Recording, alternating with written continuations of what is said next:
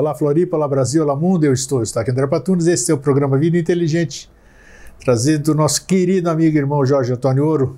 E hoje nós vamos falar sobre um tema que eu já digo já. Jorge, como é que você está? Super bem. Super bem? Super. O ventinho não está nem atrapalhando. Não, está apontado para você. Eu me divirto, dá um calorão ainda e aqui, mas tudo bem. O ambiente é sempre gostoso aqui, né? Então está tudo em ordem. Tudo tranquilo, cara. Beleza. A vida sendo vivida. Isso que é importante, a gente podendo estar aqui com saúde, para poder bater esses papos e compartilhar com vocês, não tem coisa melhor. E hoje o tema que nós vamos abordar é estados alterados de consciência. Negócio legal, interessante, né? O que é um estado alterado de consciência? A gente vem falando anos e mais anos aqui no programa sobre consciência. É uma palavra muito utilizada, né? Consciência. Já fizemos programas sobre consciência, você procura aí dentro do Vida Inteligente, né? www.mosaicosdonovociclo.com.br. Lá estão todos os 300 e tantos programas Mosaicos do Novo Ciclo, com o Jorge Antônio Ouro. Ali com o áudio, com o vídeo, por ordem, você faz pesquisa. Como é que faz isso aqui? Pesquisa textual. Isso, você coloca uma palavra que você queira descobrir, ele vai buscar lá dentro desses 300 e poucos programas, onde nós conversamos, porque lá estão também todas as sinopses. Então tem muita coisa que vocês ainda desconhecem, por incrível que possa parecer, apesar de a gente estar informando direto nas redes sociais, postando tudo. Tem post, por exemplo, que eu coloco assim, ó, acesse hoje, quinta-feira, esse site. Aí alguém comenta lá embaixo, que dia? Que dia? Caramba, eu releio e eu trouxe. É brincadeira. Então, as pessoas pleiteiam muitas coisas e não prestam atenção. Então a gente tem que estar mais atento, né? Tem que tomar cuidado para não se comportar como um passarinho, né? O tempo inteiro com o filhotinho, né? Com a boquinha aberta, né, de olhinho fechado e só espera que venha mastigadinho. Isso. Às vezes aí vem o gavião e come o passarinho também, né? Meus amigos. Beija-flores, que miséria. Então, é isso. Sabe que esse negócio me deixou traumatizado? Acredito, né? A gente fica... Eu não sei o que é traumatizado, mas assim... Não, a gente fica pensativo, claro. Chocado, claro, né? Claro. Sumir os bichinhos, a gente fica com... Foi. Aquilo nos atrai muito, né?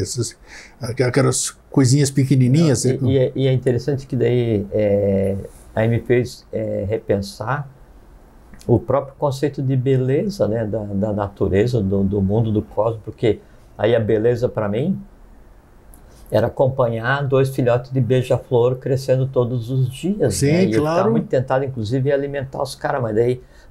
respeitando, né, a vida de cada um, daí só ficar perto eu observava. E daí aquilo era na prática a expansão da beleza e a expansão do bem, do bom e do belo, porque daí vendo uma vida minúscula daquela, sem assim, dúvida, uma vida gracinha. impossível, improvável, né, crescendo e as coisas assim, daí aí vinha a mãe beija-flor alimentar e eu ficava perto, eu estava até com tal. E todo o processo era um processo belo, né? E aí o gavião veio e comeu os bichinhos. Acabou. Né? E daí o processo em si é chocante, né?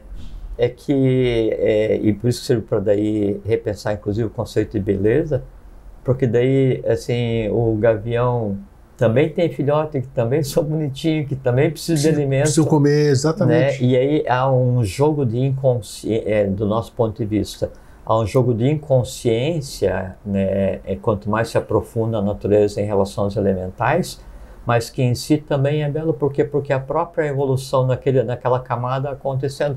Mas do ponto de vista humano é chocante, né? A gente não entende muita coisa. Já fizemos programa aqui, o senhor devia assistir o programa que nós fizemos, viu, senhor Jorge? Eu conversei? Claro que você conversou. Eu não consigo. Que exatamente eu fiz intuir e saiu o programa que a gente falou o porquê, o que o ser humano, não lembro o título agora, mas você que está assistindo vai lembrar.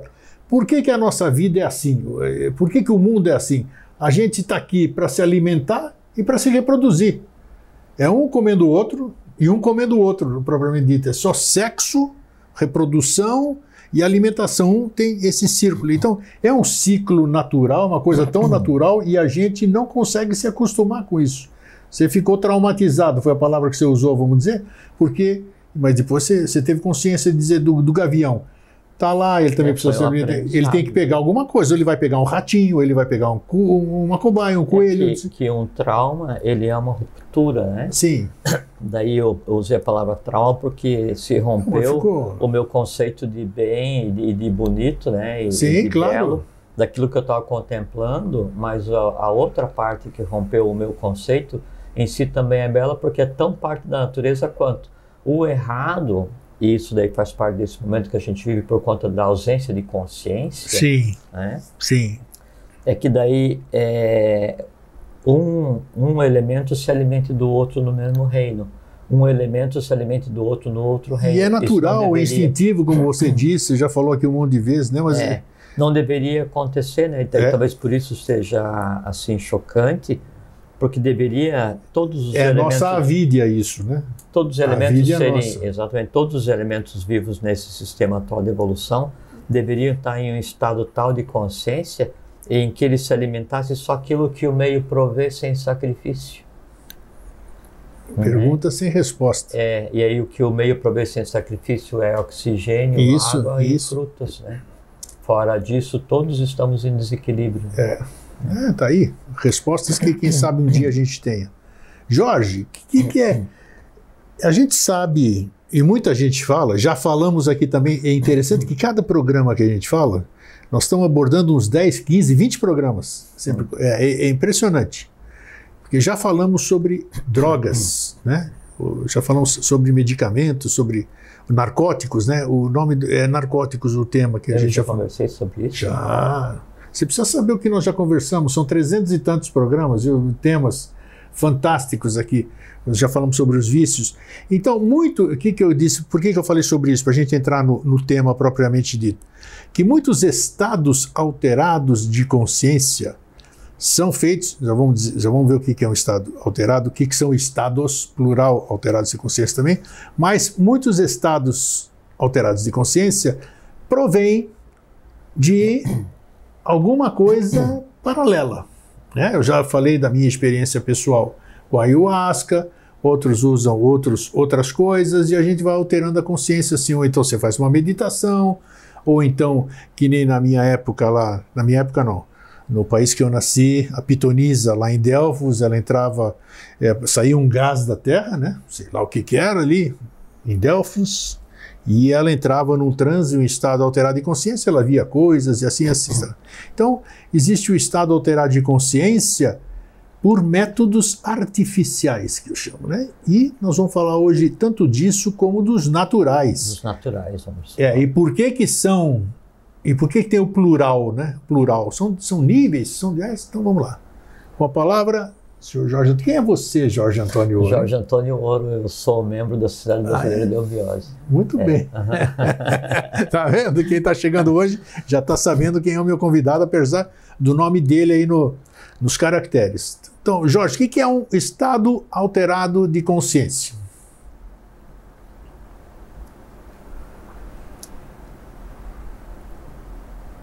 O termo consciência, como a gente compreende hoje, ele passou a ser usado na linha de idiomas que derivam daí hoje o português por volta de 1200, 1240, né? E significando a diferenciação do que é certo e o que é errado. Isso que era o conceito de consciência. Tá. Etimologicamente, o consciência, ele vem de sindire, que é saber fazer, é conhecer direito. E mais ainda, a gente andando no caminho da raiz etimológica, ele vem de uma raiz do proto-indo-europeu chamada skei, S-K-E-Y, que é cortar, separar. Então, o conceito básico de consciência era você saber separar, discernir as coisas que norteariam as tuas ações, né? Antecedendo, inclusive, o conceito de certo e conceito de errado. Desculpe. Então, hoje, quando você fala consciência, você associa consciência com a prática do que é certo, prática do que é bem, né? Só que consciência está acima disso. Está acima disso. Consciência, o estado de consciência, não é o que você faz, porque o que você faz sempre está mascarado pelos conceitos sociais. Sem dúvida. Que você faz em uma civilização diferente, que se faz em outra, em um povo é diferente, em um núcleo social é diferente, você vive sozinho. Sempre, então, o que você faz não é consciência. O conhecimento que você tem não implica em estado de consciência, porque ele pode te transformar só em um ignorante, ou pode ser só um conhecimento profissional ou um conhecimento acadêmico. Isso em si não é consciência no que a gente define hoje. O que você pensa não é estado de consciência, porque o que você pensa, ele vai estar norteado pelo teu entorno e pelo conteúdo que você tenha na tua mente concreta. O que você sente não é estado de consciência, porque o que você sente também está norteado pelo entorno e pelo tipo de emoções que você cultua e exterioriza, e principalmente por aquelas emoções que você tem em você e que você oculta. Então isso não é estado de consciência. A tua capacidade de abstrair não é estado de consciência, porque você tem pequenos lampejos de abstração, né, e logo volta o controle do processo inteiro para a mente concreta. Um conceito novo, que talvez nunca tenha abordado, para o que é estado de consciência, seria a região do universo onde está expandida a tua mente. A região do universo onde está expandida a minha mente? Uhum. A região do universo? Então vamos considerar o universo como tudo que existe manifesto, né? Então o visível e invisível, todos os planos existenciais, desde o átmico, búdico, mente abstrata, até o elemental, até o físico. O estado de consciência e sabe como é que a mente se expande para o universo, né? Então eu vou até onde está o conhecimento, a gente conversou. Já falamos, né? Sim. E aí ali entre um estado de vibração na horizontalidade, naquela contemplação, quando eu vejo alguma coisa me vê de volta, né? E aí, então, eu crio o reflexo. Nós conversamos um outro dia sobre a questão de criar o reflexo. Foi muito interessante. Que é o mistério para compreender todo o processo da vida, né? E então, quando acontece esse reflexo, então, uma parte daquilo é criada em mim. Então, na minha alma, né? Em mim, eu tenho uma imagem de algo que está assim, lá no mais profundo nível do mundo abstrato.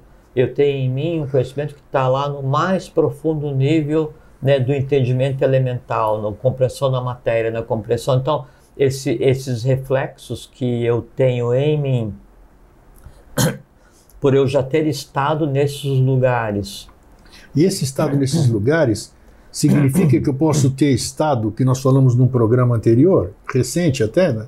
15 dias atrás, que é do sonho. No sonho eu posso... Também, né? Também, tudo. Você considera tudo, né? Lógico. Perfeito. Lógico. Tá, só para esclarecer. Até porque quando você tem a memória do sonho, você acordou e criou a memória do sonho, aquela memória existe fisicamente na tua alma, tanto quanto o que você comeu meio-dia. Perfeito, então tá. Fisicamente. É porque em todos os processos do universo, em todos os processos que envolvem o ser humano, do ponto de vista visível ou invisível, sempre há criação e manipulação de matéria. Okay. Não tem como você fazer nada sem você moldar um segmento de matéria do universo. Então, o estado de consciência é a minha projeção, né, por todos os confins do universo.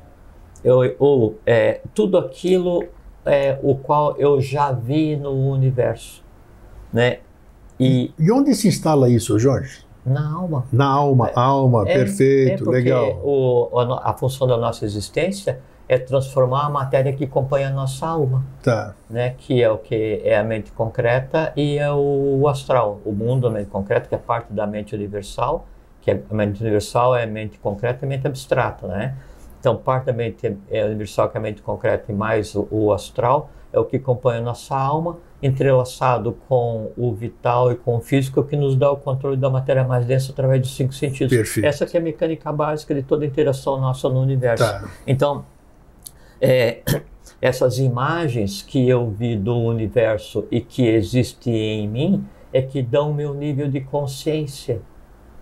Mas existir em mim significa existir entrelaçado e em prática, quer dizer, e em sendo ativa, e em sendo utilizada, porque senão eu tenho todo o conhecimento acadêmico, esotérico que possa existir, só que isso está escondido, guardado em um campo qualquer da minha mente concreta e não faz parte da minha mecânica do dia a dia. Então é como se eu andasse pela vida arrastando uma biblioteca inutilmente, eu só vou me cansar, vou me transformar em pedante, em ignorante e não tenho o menor conceito do que seja bem ou bom, ou não tem conceito nenhum, e eu só carrego aquele monte de livro que ao invés de estar digitalizado, está na minha cabeça como memória. Qual é que é o resultado disso? Zero. Isso me dá estado de consciência? Zero.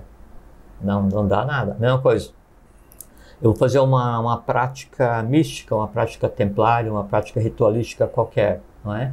Se eu não tenho noção, e se aquilo que acontece ali não é vivificado a ponto de criar imagem na minha alma, né, e isso interferir nos processos decisórios, processos mentais, astrais, nessa coisa toda, aquilo em si também não significa nada. Aí eu, ao invés de estar arrastando uma biblioteca, eu estou arrastando um altar pela vida inteira e eu sou só um místico devocional, continuo sendo embrutecido, continuo sendo ignorante, continuo odiando, continuo incompreendendo e acho que eu sou puro. E como tem gente assim, né? Muito, a maioria. Em todas as religiões, todas as seitas, todas as escolas, todos os caminhos, sempre tem. Não sabe o que estão fazendo.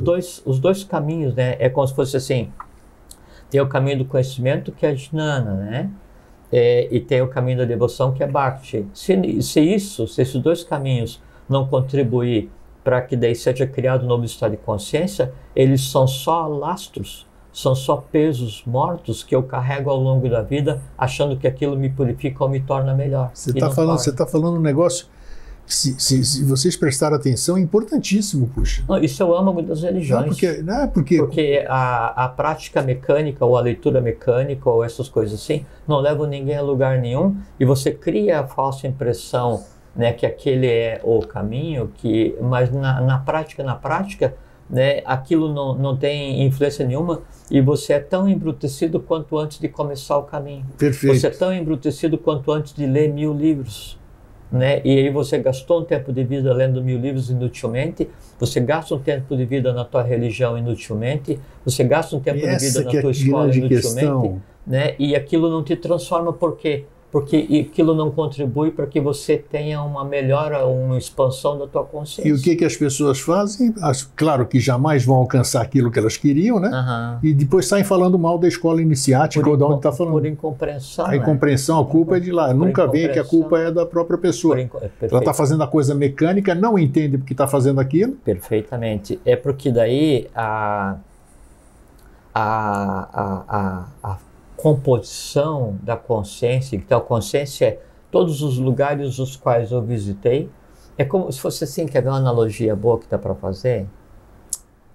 Vamos imaginar uma tábua, né? Sim. Uma tábua redonda, né? E aí à cabeceira da tábua, né, está sentado o espírito, o eu superior de cada um, né? E aí quem organiza os locais para sentar na tábua e quem convida aqueles quem que determina, vão sentar para daí se manifestar nesse conclave é a alma de cada um, é a persona. O espírito está sentado à cabeceira e quem organiza a mesa é a persona, a personalidade, o Jorge, o grego, o nome de cada um, né?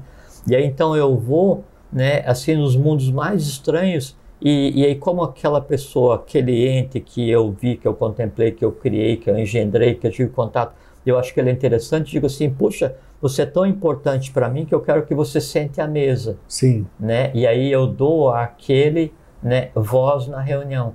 Né? Então eu componho a mesa e o meu eu superior está observando. Né? Ele está como, assim, um mediador que não é invocado, né? Porque não tem número par de convidados.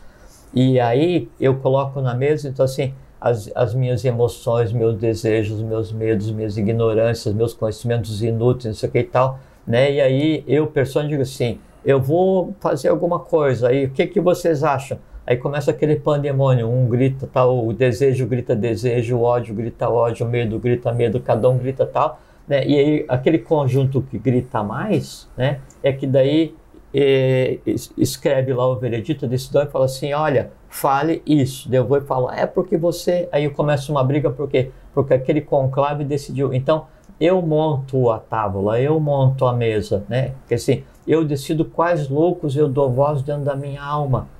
Isso significa estado de consciência? Não, isso significa estado de pandemônio. Por quê? Porque a consciência, ela está à espera de ser composta. Quando? Como você compõe? Então, usa a mesma tábua para... Lógico, é isso que eu vou fazer. Então, obviamente a minha mesa sempre vai ter medo e desejo. Sim. Né? Natural. Vou tirar, obviamente, sim, seria bom se não tivesse, mas na maior parte das vezes, sempre na mesa de cada um, sempre tem voz na alma de cada um, aqueles desejos mais intensos, os medos mais profundos, os ódios, as antipatias, coisas assim e tal. E... é o meu telefone? Não. Tá. E eu deveria compor a mesa, tipo assim, eu vou adquirir um conhecimento, não é?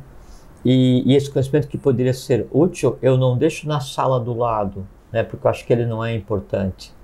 Uma vez que eu adquiri o conhecimento, esse conhecimento me dá uma compreensão, eu vejo alguma coisa, eu trago esse conhecimento e digo, sente-se à mesa. Tá. Eu dou voz àquele conhecimento. Eu dou voz àquela compreensão. E aquele conhecimento, ele nunca é o último. Mas qual é o momento de se formar a tábua? A tábua, ela é formada todos os dias. Todos os dias. Quando você vai decidir o que você vai comer no almoço, a tábua se manifesta. Se manifesta, ok. Só para a gente se posicionar. Quando alguém fura a fila na padaria, na tua frente, e você vai reagir, a reação é um comando da tábua. Perfeito, ok. Né? Tá. Assim, a alma de cada um de nós... Cada dia é uma tábua. A cada segundo é uma reunião. Tá, uma reunião, perfeito. Porque como é que a tábua se manifesta no mundo? Através da fala, do movimento, das mãos. E quais são as informações que chegam na tábua para decidir? A informação dos 5 sentidos. Okay. A tábua é como funciona a mente. Ok, né? perfeito. A alma é a tábua. Né? Daí, eu tenho que aos poucos ir colocando e dando assento, né, nessa mesa decisória aqueles que têm um conteúdo. Que conteúdo? Cada um tem um conteúdo específico, né? Mais uma vez, vigilância dos sentidos. Óbvio. Mais uma vez. Óbvio. E não adianta você descer a chibata em quem tem voz. Você tem que decidir a quem você dá a voz. Isso que é consciência. Né? É escolher quem senta à mesa para decidir tua vida.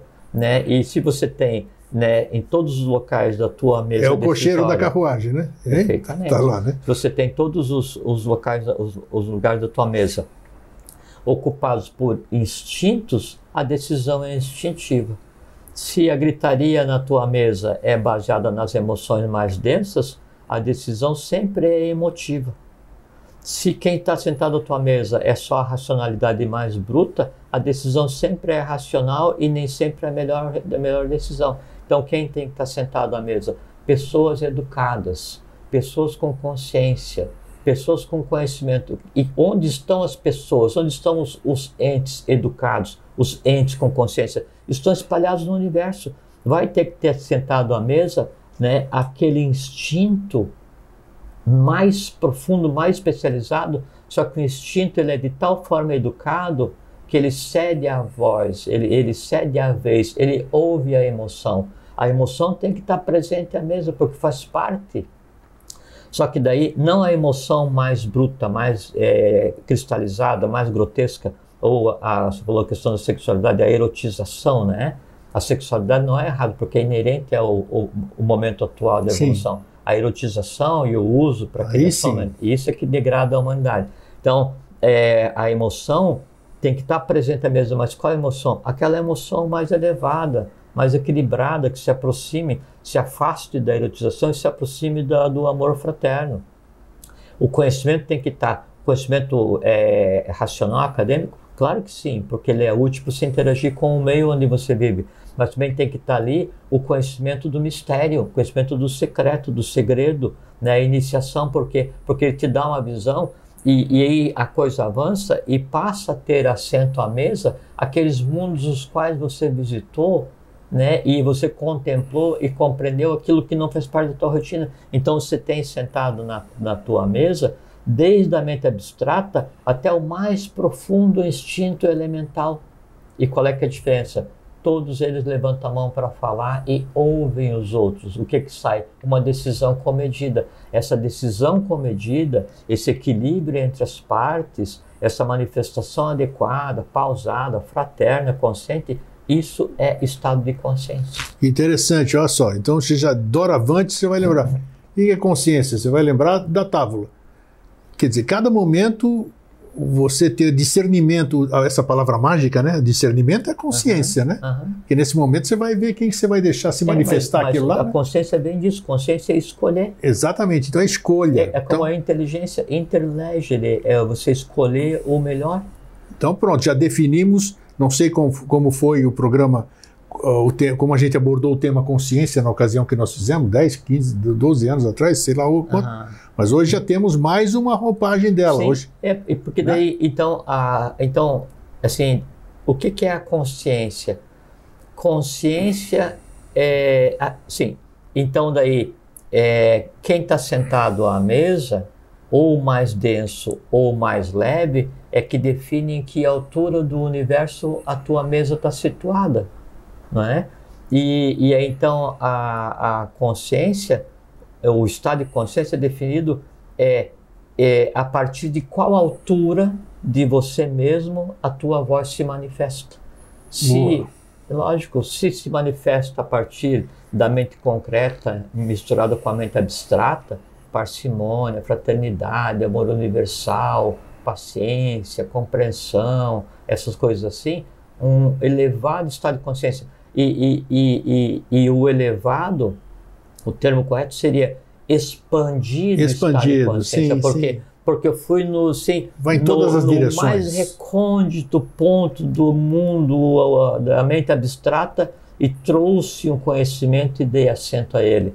Eu fui no mais recôndito mundo, né, do astral elevado e trouxe o amor universal e dei assento à mesa. Então a minha mente, a minha tábua, né, o ponto de onde emana a minha voz, ele está onde está a maioria que está sentada. E onde é que está a maioria? Quanto mais disperso no universo, quanto mais elevado, né, é quem está gerando a minha voz, o meu pensamento, a minha emoção, mais alta, mais expandida é a minha consciência. Chega um ponto em que a minha consciência, né, ela abarca todo o universo, todos os planos. Por quê? Porque eu vi todos, contemplei todos, conversei com todos, moldei todos, trouxe reflexos de todos para a minha alma, e a minha alma está expandida onde todos eles estão. Por quê? O que é a minha alma? Minha alma é só o somatório de tudo aquilo que eu criei nela. Maravilha. A alma em si é um saco vazio. Sim. Quem compõe a alma é o que eu coloco nela. O que eu coloco nela é que dá a altura de onde a minha voz se manifesta. Ou um instinto mais primário, né? Ou a emoção mais grosseira, ou o academicismo mais cristalizado, ou então um instinto mais elevado, a emoção mais fraterna, o conhecimento mais profundo beirando o mistério. E o conjunto disso me dá então audição, visão, tato, gustação, assim, todos os sentidos para compreender aquele mundo que ainda não é visível. Aí, onde está minha consciência? Minha consciência está no universo. E onde é que a tua consciência age? Minha consciência desce, se manifesta na tábua, que é minha alma, e através da minha persona eu digo, grego, você é meu amigo, né? E aí você, através da tua consciência, você não mente, não fere, não engana, não odeia, não antipatiza, não, porque aquilo que você é. E aí que vem o resumo do que é consciência. Consciência, então, não é o que eu sinto, não é meu instinto, meu conhecimento, não é nada. Consciência é o que eu sou. Consciência é um estado de ser. Então, porque a consciência é o somatório daquilo que aconteceu fisicamente em você, pela presença em você de todos esses entes que você buscou no universo. O somatório disso muda atomicamente o teu corpo, aí sim, muda o teu físico, muda o teu vital, muda o teu astral, senão é só um caminho. Muito interessante o que você falou, porque eu sempre defendi que esses avataras, bodhisattvas, chama do que você quiser, esses seres que a gente chama de especiais, eles estavam num estado de ser. Eles não são, eles é um estado de ser. É um estado de ser. Então é bacana você estar falando isso. Então eles são plenos de consciência. Eles não são plenos, eles são consciência. São consciência. Aí o que faz? Aí essa consciência. Foi bacana você relembrar esse estado de ser. Aí essa consciência que já está expandida em todo o universo, né? De uma maneira assim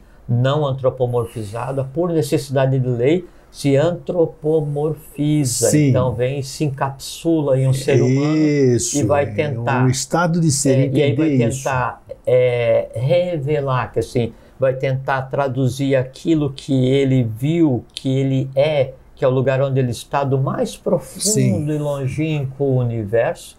Ele vai tentar traduzir em palavras para quê? Para que daí aquele discípulo, aquela humanidade, ouvindo, crie mentalmente a imagem e ande por conta própria até chegar na altura onde ele já está, o revelador, e faça uma cópia, um reflexo daquilo em si mesma, fazendo com que daí então a matéria que acompanha mude. Então daí ela adquire um estado de consciência daquele que passa. E o que é adquirir o estado de consciência? É estar no mesmo lugar que. Por quê? Porque você muda. A consciência só acontece quando a matéria que te forma muda. Qual matéria? O físico, o vital, o mundo das emoções, o astral, e o mundo do conhecimento e a mente concreta.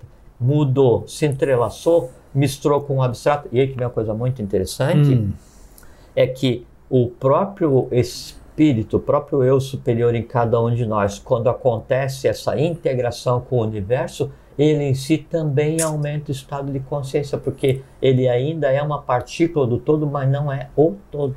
Muito bom você falar isso aí, porque a gente percebe que todos que passaram e adquiriram esse estado de ser, conquistaram esse estado de ser, porque ninguém veio pronto, adquiriram o estado de ser, mas eu não posso chamar que perderam. Você percebe que eles um processo de sacrifício. Exato. Como é que é isso, pô? Assim, parece um negócio incoerente, não seria? Não, é que assim, quando você, daí, por ter expandido a sua consciência para o universo como um todo, você não é mais já um ser daquela raça, daquela ronda, daquele planeta, daquele momento evolucional. Você é um ser cósmico, então você está fora do conceito de samsara, de roda de samsara. Tá. Você não precisa se antropomorfizar. Aí, só que em ato de extrema doação pela humanidade, o que faz? Abre mão, assim, pô, eu tô aposentado, tô de férias para a vida, né? Mas eu vou fazer o quê? Eu sei que tem gente que precisa, então eu vou abrir mão da minha, assim, desse meu estado. Imunidade. Vou abrir mão desse meu estado de contemplação e vou lá no meio, né, das pessoas que precisam, para me incomodar, para compreender, para tentar ensinar, para ser agredido, para ser antipatizado, né, para tentar dar o exemplo. E aí, nesse momento em que você abre mão mesmo, e vai penar e vai sofrer tanto quanto qualquer um. Então é interessante, foi bom você falar isso. É um processo de doação. Esclarecimento também, porque o estado de ser ele não é perene, tá dizendo que não é perene, ele, né? E o estado de consciência também não é. Não é. Na medida em que você se projeta, é como tem a deusa Indra, né, do panteão hindu, né? Que aí ela precisava compreender como a humanidade agia, para daí dar o bem, o bom, o belo para a humanidade. Né? E qual era a humanidade mais sofrida do ponto de vista dela? Era aqueles seres que são o que a gente chama de porcos, né? Então ela vem e encarna como uma deusa porca, né? E aí ela passa ali, só que daí o viver ali no chiqueiro é um negócio tão divertido, porque assim, não tem obrigação nenhuma, só comer o que jogam de resto, né? E ficar roncando, né, e chafurdar na lama. Isso. Não tem nada mais divertido. E aí aquilo passa a ser tão divertido que ela esquece que ela é uma deusa. Né? Aí os outros deuses vêm e a sacrificam, né? Tiram a vida para que daí, experienciando a morte, ela readquira a consciência. Olha, e ela que importante vê isso. como é difícil para o ser humano querer consciência. Por quê? Porque chafurdar é muito divertido. Perfeito, muito bom. Muito boa analogia. Então, isso é que é consciência. Consciência é um estado de ser, é onde você está disperso em todas as camadas do universo. Agora, o que é um estado alterado de consciência? Alterado, exatamente. Foi brilhante essa primeira parte. O que é alterado de consciência? Então, a gente, quando imagina estado alterado de consciência, então a gente sempre tende a pensar em um elemento externo, né? Perfeito, um transe, chá, um gás, qualquer coisa. E assim, sim, na iniciação até no uma Egito, meditação, sei lá. Na iniciação no Egito era utilizado isso, na Índia, no Afeganistão, na Pérsia, no Irã, né? Na Síria, no Líbano, na Etiópia, na Grécia, aqui nos Incas, nos astecas, maias, toltecas, nos tupis, né? Todas as raças que existiam aqui concomitantemente com a Atlântida, sempre havia um elemento externo para induzir o contato com o meio. Só que a indução do contato com o meio era para aquele que já tinha estofo, que já tinha maturidade, que estava preparado para compreender o meio no qual ele ia se lançar. Claro. Então, sim, o se atirar no mar revolto, não é? Ele é muito bonito, mas só que só tem sentido caso você tenha um instrumento que te dê suporte e caso você tenha habilidade e força suficiente para sobreviver, porque senão você vai sair dali lesionado. Não tenha dúvida. Então, esses artifícios para daí projetar o discípulo, né, ou o xamã, ou o sacerdote, ou o que seja, para um plano, né, diferente, estando em vigília, eles tinham uma função que era iniciação, ou uma antevisão, uma previsão, ou fazer o que faziam os arúspices, ou os que liam a linguagem e o movimento dos pássaros, essas exato. coisas assim. Não de maneira generalizada, porque quando eu tomo um elemento químico qualquer, né, e aí ele me lança, enquanto em vigília, em um mundo com visão diferente, e ele cria esse estado alterado de consciência temporário, isso pode ser benéfico ou maléfico, dependendo do qual a minha habilidade para compreender o mundo onde Perfeito, mas por que então, foi bom você falar isso, que depende, mas a maioria das pessoas dizem, ou se fala livros disso aqui, amplia, nunca se fala que reduz, né? Sempre fala que amplia, né? Por que se usa isso? Realmente amplia ou não? Não é que amplia, né? É que a visão que a gente tem hoje é a visão que está restrita à mecânica do aparelho visual. Ok. Né? Por limitação própria de cada um, porque a gente pode ver o que quiser em qualquer plano do universo. Ver, ouvir, tocar, sentir, falar, né? Cada um sabe até onde expande os seus sentidos. E aí, então, através dos sentidos, que são os jnana endriyanis, os jnana endriyas, que são os órgãos do conhecimento, então eu moldo, e essa moldagem, ela depende da interação com o plano vital, e aí o que é moldado, então, é entregue, né, para a alma, para que, então, na alma, a manas, que é a mente, ela decida o que fazer com isso, né? Quando então eu vou tomar um elemento externo, né, para induzir esse estado, e qualquer droga faz isso, né? Então o que eu estou entregando para a mente, porque veja que o foco é a mente. Mente, sempre. Sempre. Ela está recebendo. Então eu estou entregando elementos do mundo concreto em uma ordem que é a ordem que meu organismo consegue suportar. Aquilo que eu estou vendo, ouvindo, o que eu estou sentindo, as coisas assim. Quando daí então eu rompo essa barreira que me separa, que separa os sentidos do mundo físico, eu passo então a ver aquilo que está no astral, por exemplo. Tá. Né?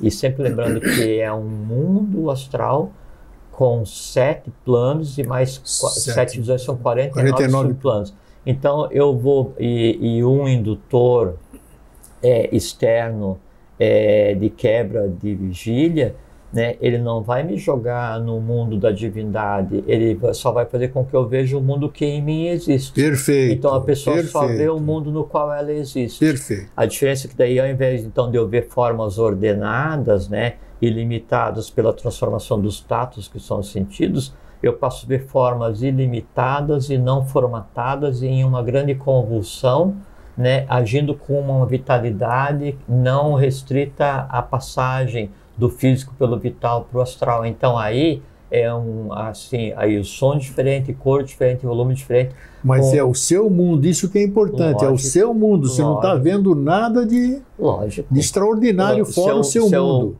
Eu nunca experimentei droga, né? Assim, nenhuma, nem maconha, assim, nem nem eu, só tomei ayahuasca, como eu falei. Eu convivia, a pessoa experimentava. Eu também, normal, nossa. Né? Mas é que daí, assim, cada um já é louco à sua maneira. Eu sempre tive medo. Eu não tive medo, mas eu já nasci tão fora da casa que daí não precisava tomar nada.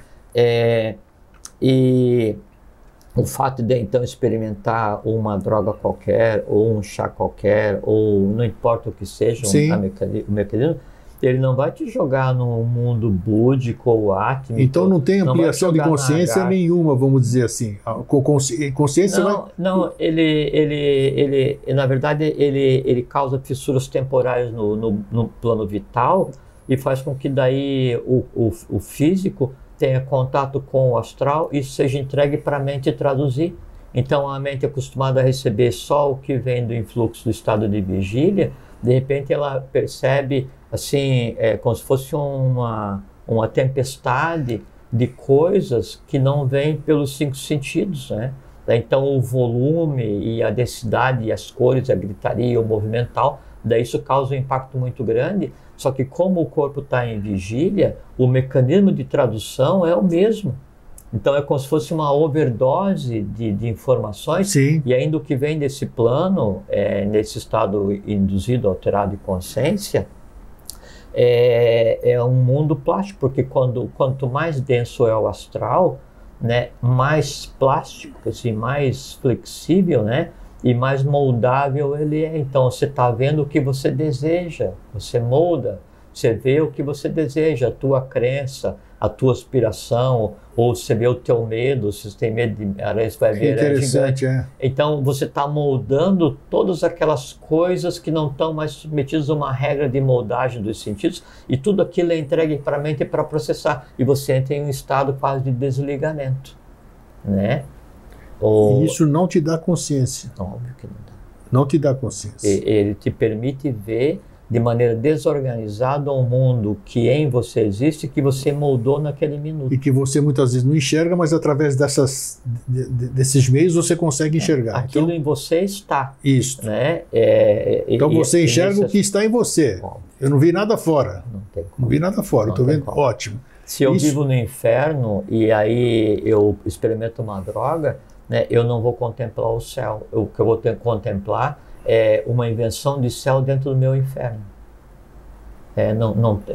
Não existe magia nesse sentido, não tem atalho. Isso aí que o fato de eu experienciar alguma coisa não implica que daí a minha consciência vai se projetar do astral mais denso para o plano búdico e eu vou compreender o universo. Falei, eu vi o universo inteiro. Você viu o universo inteiro dentro da tua compreensão de universo que você criou ao longo do tempo, baseado nas tuas aspirações, nas tuas emoções, nos teus medos e naquilo que você deseja. Fala assim, puxa, eu fiz uma projeção de consciência e eu viajei até Vênus. Você viajou até o teu conceito de Vênus dentro do teu astral mais denso. Eu experimentei alguma coisa e eu tive contato com um disco voador. Você experimentou alguma coisa e teve contato com a tua ansiedade, tua ânsia, o teu desejo de ver os discos que você mesmo criou astralmente e que existem em você. Você vai me fazer pensar bastante agora, depois desse programa aqui, porque as 6 vezes que eu experimentei ayahuasca, né, eu não vi absolutamente, eu tive visões psicodélicas, isso mesmo. Quer dizer, não vi nada que estivesse o anseio meu nem nada. Então é interessante, eu vou raciocinar. Primeiro que o pensar. termo psicodélico é exatamente isso, né?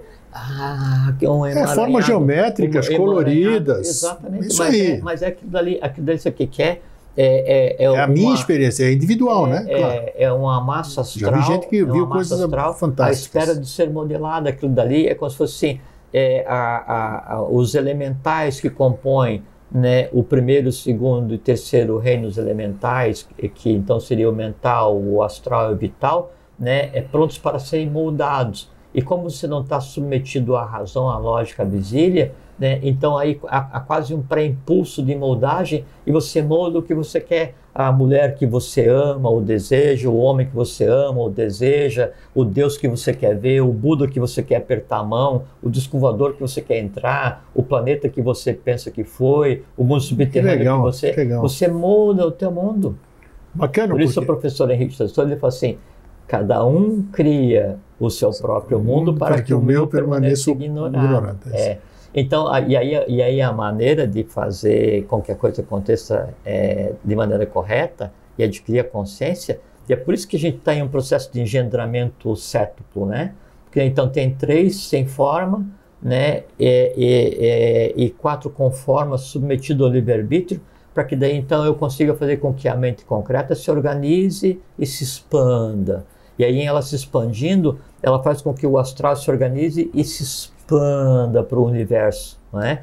Aí ela faz com que o vital se organize e se expanda até tocar na emoção. E aí o físico se organiza e se expanda até ter o domínio. Aí quando você vai fazer aí não é mais um estado alternado de consciência baseado em uma coisa externa, quando você vai daí conscientemente andar pelo mundo que te compõe, o mundo que te compõe já é plenamente organizado. Ainda existem elementais instintivos, ainda existem emoções, ainda existe conhecimento, só que daí todos eles entrelaçados num fluxo contínuo como superior. Daí o que você vê no astral já é o astral permeado pelo búdico.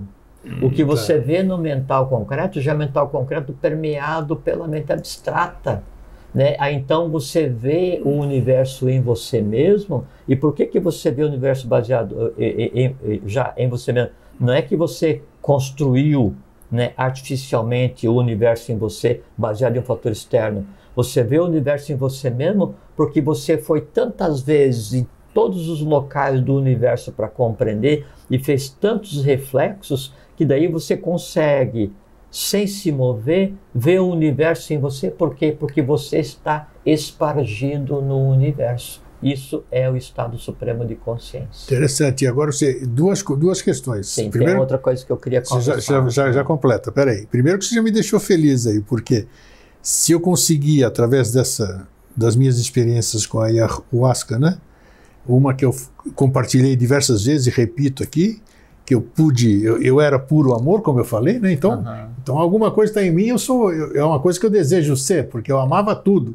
O computador, a câmera, o seu pé, o seu sapato, o meu óculos. Quando você toma uma coisa dessa, e eu respeito muito quem experiencia essas coisas. Era um amor fantástico. É uma coisa muito interessante, é que assim, quando você experiencia essas coisas, né, esses elementos externos, aí você não consegue mentir para você mesmo. Boa.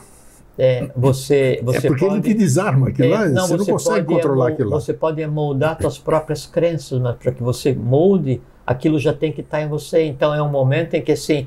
que você é você. Perfeitamente. Você constrói o teu próprio mundo sem nenhuma âncora, sem nenhuma limitação, né?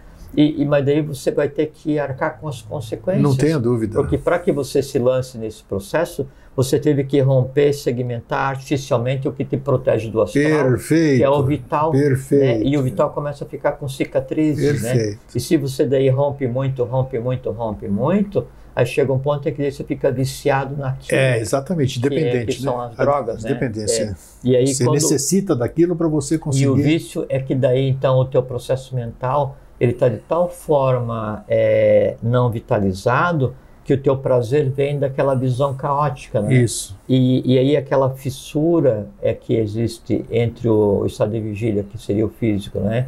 E o astral, ela em não se fechando, daí é uma fissura, tem que ver que é uma fissura na tua alma.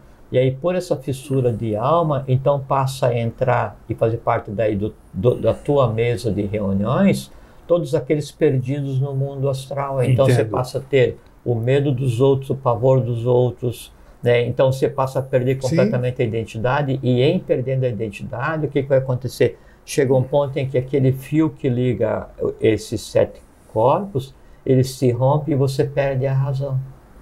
Perde a razão de perder o controle, o exercício de manas, que é a mente concreta. Sim. Daí então manas não controla mais os 5 indriyanis, né, os jnanendriyanis, né?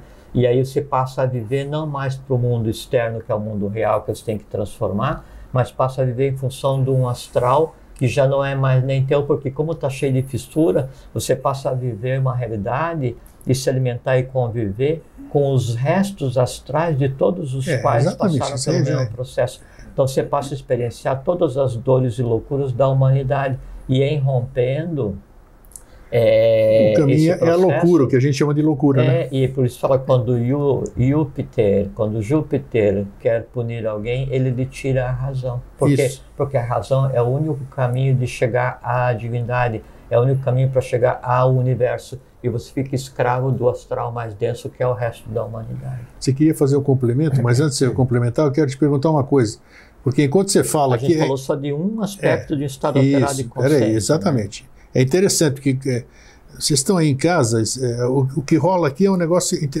interessante aqui, porque quando a gente vai conversando esse tipo de assunto, então como ele fala assim, que a gente tem que ir até algum ele for falando, você vai indo nesses lugares.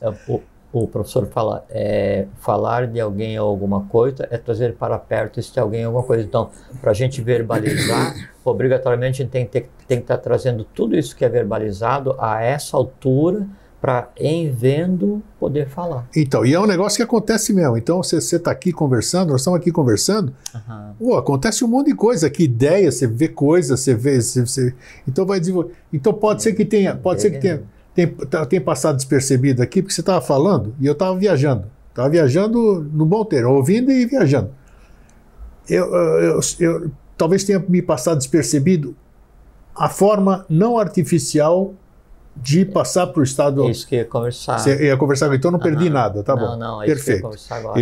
Então a gente conversou sobre estado alterado de consciência mecânica, induzidos por elementos externos. Sim. Né?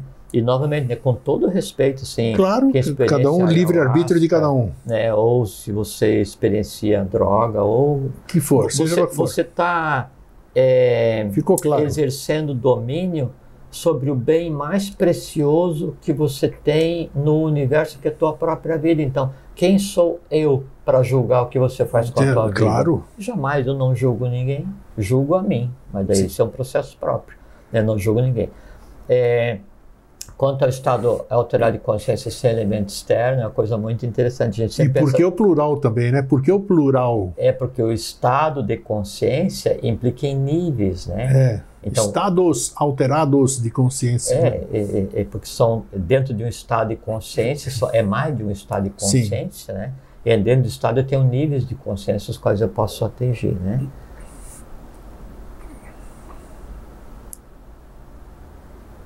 Você imagina assim, grego, a inteligência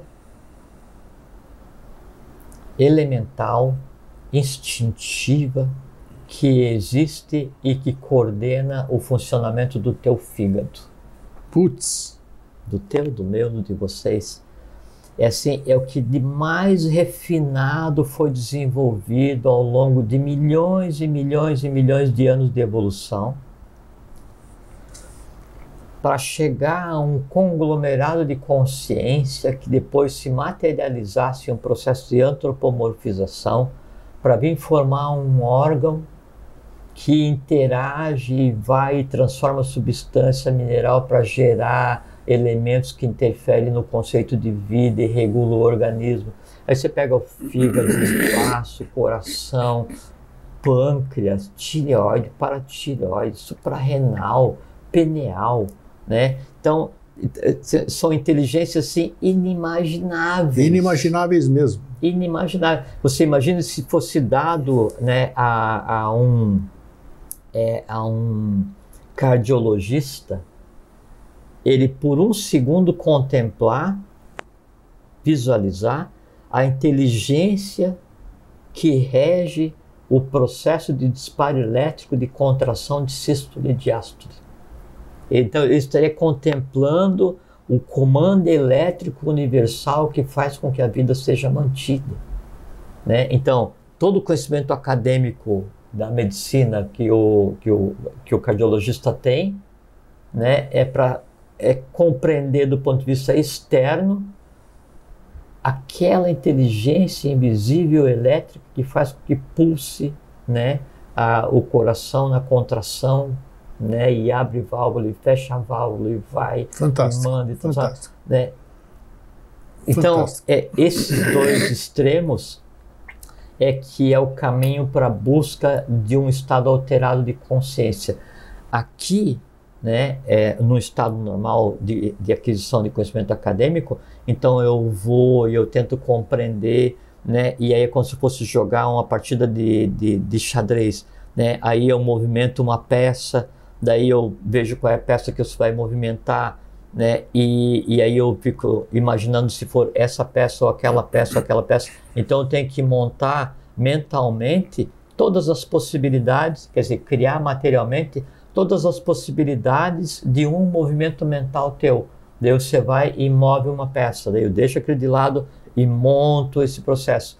E é um processo mental, onde eu tenho que ir pensando o que fazer, pensando o que fazer. Agora você imagina se daí, ao invés de pensar o que fazer, eu fosse agindo quase instintivamente.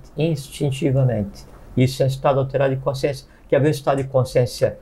Um estado alterado de consciência básico que todo mundo pratica e ninguém se dá conta? Andar de bicicleta.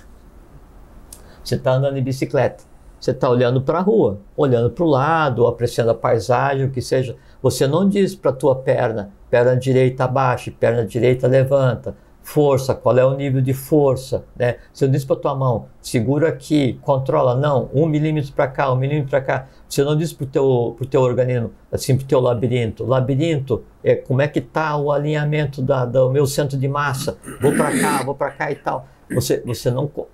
Isso é um estado alterado de consciência. Até você dirigir um carro é um outro estado, né? O outro estado alterado, você não pensa. Você não pensa, você nem sabe como é que você chegou. Não. Se você for mentalizar o trajeto... Então você vê, entregar um processo humano para uma inteligência instintiva é um estado alterado de consciência. Porque a consciência, ao invés de eu decidir, ao invés de ir para a tábua, né, para decidir o que vão fazer, eu estou andando de bicicleta. Daí não tem que ir para a tábua assim, não, abaixa o pé. Não precisa, porque isso a gente abre mão e larga para uma inteligência instintiva, e eu tive que aprender a andar de bicicleta. Claro. Né? Claro. E é um aprendizado, né? E isso é uma coisa interessante para se pensar a respeito, é um aprendizado completamente autônomo e especializado, é um estado alterado de consciência. Porque ele vai acontecendo no mesmo momento que eu estou pedalando e pensando assim, puxa, mas o que eu vou ter que fazer? Porque amanhã eu tenho que trabalhar, porque assim, nossa, mas que pôr do sol mais lindo, não sei. Você está usando a mente para outra coisa e um processo em paralelo. Esse estado alterado de consciência que acontece quando você está pedalando ou quando você está dirigindo, né? Ele é exatamente igual em escala o que acontece quando o teu coração funciona, quando a audição funciona, quando a visão funciona, quando o pâncreas, fígado, não sei o que, a circulação, porque cada um deles é ultra, hiper especializado no que faz, e eu, né, enquanto tábula decisória, né, mente concreta, eu desconheço como é que isso funciona e ao mesmo tempo aquilo está em mim, faz parte de mim e me mantém vivo. Então eu tenho em mim o que eu preciso. Milhões e milhões e milhões de estados. Por isso que as respostas estão aqui dentro, né? Lógico. Por isso que está aqui, né? Só você entender o que está aqui e acabou. Lógico, por isso que daí quando você compreende, você faz com que todo o universo visível e invisível esteja ao alcance de você. Você começa a compreender o mecanismo, né? Lógico, como é que é lógico. E assim, aí você pega o médico, né? Aí ele é o médico residente, lá é o R1, né? Daí ele vai fazer e ele está sob supervisão do R2, 3, do professor dele. Ele diz, eu vou fazer a minha primeira sutura, né, no posto de atendimento. Ele está ali assim, daí a amígdala cerebral assim enlouquecida, em estado de estresse, porque não sabe o que vai acontecer, e ele tem medo de matar o paciente quando ele vai fazer uma sutura de 3 pontos, né? E aquela pressão, ele sabe que está sendo observado, e ele tem que lembrar da questão da anatomia, da circulação, como é que vai aplicar os pontos, qual é que é a pressão, em qual sentido. Então, aquele processo todo, e ele está ali, e daí aquilo não é estado alterado de consciência, porque ele está construindo um estado alterado de consciência. E ele vai fazer, e vai dar sutura, e vai ver, e vai fazer certo, vai fazer errado, vai fazer 1, 2, 3, 4, 5, 10 mil vezes, né? Ele criou uma inteligência instintiva. Sim. Passou 30 anos de profissão, né? E ele é um neurologista, um oftalmologista ultra experienciado, né? E aí ele vai fazer uma microcirurgia, não é? E aí ele já não tem mais que pensar em qual é a pressão do ponto que ele vai aplicar, porque a mente concreta dele está em um estado alterado de consciência. Por quê? Porque ele é um especializado. Toda especialização implica em estado alterado de consciência. Olha toda que especialização. Interessante. Você pega um professor, né? Ele sabe tudo de filosofia, ele sabe tudo de matemática, e aí ele está ali explicando para os alunos, né? E aquilo para ele é um deleite. Então ele não tem que pensar como é que ele vai fazer a derivada, porque o integral de A, não sei o que, tá, a Z, porque daí tem que fazer esse cálculo até ele vai e tal. Na verdade, ele está cerceando o estado alterado de consciência para extravasar isso em um volume tal que torne possível ao discípulo, ao aluno, que é um discípulo, né, claro, compreender aquilo e daí então ir se assenhorando, fazendo reflexos daquilo para que daí o caminho onde esse professor construiu alguma coisa baseado no seu estado alterado de consciência seja ensinado ao aluno para que um dia ele chegue naquele caminho e ele consiga replicar, assim como o mistério se replica. Muito interessante. Nossa, que muito claro. Agora, então, isso é o dia a dia. Todo mundo fica em estado alterado de consciência, para mais ou para menos. Você vai brigar, né? Aí, você, ao invés de agir razoavelmente, você não vai agir nem baseado na razão, nem na emoção, você age baseado no instinto. Naquele instante, o pandemônio na tua mesa decisória se instalou de tal maneira que a razão ela entra em estado de susto, a emoção não sabe o que fazer, o instinto vai e faz a coisa toda, né? Daí a emoção fala assim, meu, que vergonha, como é que eu agi dessa maneira instintivamente, né? Assim, aí a emoção, numa tentativa de minorar o processo, ativa, né, as formas de contenção que chama de arrependimento, vergonha, qualquer coisa assim, né? E aí a emoção tem que agir e falar assim, não, agora não adianta se arrepender, agora não adianta ter vergonha, nós vamos aprender a não fazer mais isso. Há um aprendizado. Chega um outro dia, é gerada a mesma situação e o instinto se levanta. A emoção que tem em si um estado alterado de consciência já pré-preparado, fala assim, ops, contenção. A emoção fala assim, contenção, ops, certinho, sem arrependimento. Aí você cria um outro estado, né? Criou um outro estado, isso é irreversível. Melhorou o teu estado de consciência. Há uma outra coisa ainda, e daí é o estado alterado de consciência, né? É quando, assim, eu vou participar de uma atividade templária, uma atividade mística, ritualística, ou qualquer coisa que seja, né? Sem nenhum elemento externo. Eu domino os fatores todos, né? Então, o reflexo daquilo tudo está em mim, vivo, com voz, né? E aí, eu vou usar um elemento externo que é um mantra. Quando aquela vitalidade do mantra ele entra e é processado, daí aquilo vai acordar, né? Vai acender em mim tudo o que com ele está entrelaçado e que é reflexo da própria origem da coisa em si. Naquele momento, o meu estado de consciência está alterado e corresponde ao estado de consciência do ambiente geral. E você ajuda, né? Você ajuda, lógico, claro, isso que é bacana. Porque daí você traz aquela realidade que só você e quem está ali tem o caminho, e aí em você trazendo aquela realidade, aquilo vem para o teu organismo, traduzido, sentido vivificado e é expandido pela tua mesa decisória. Você vai e expande aquilo como o quê? Como amor universal, como fraternidade. Aí você transforma a matéria. Esse é o estado alterado de consciência também. É interessante, só para fazer apareceu aqui, tem que falar, né? Porque em cima do templo de São Lourenço, depois de alguns rituais, as pessoas têm tirado fotos fantásticas lá, né? Não, que tem se tornado Lógico, públicas, isso aí não tem. Quer dizer, mas é uma prova de que. Prova, pode chamar de pareidolia, pode chamar do que quiser, não, coincidência, tal. Mas que às vezes daí. Essa formação. Porque. A egrégora passa a se tornar visível. Perfeitamente. Tão forte que passa a se. Perfeitamente. É que o invisível é só aquilo que, de maneira geral, as pessoas ainda não têm capacidade de ver. Sim. Porque não está em um nível vibratório adequado. Porque a mente, né, e o controle dos sentidos e o estado de consciência da pessoa, ele vibra em determinada ressonância, ele tem determinada frequência, né?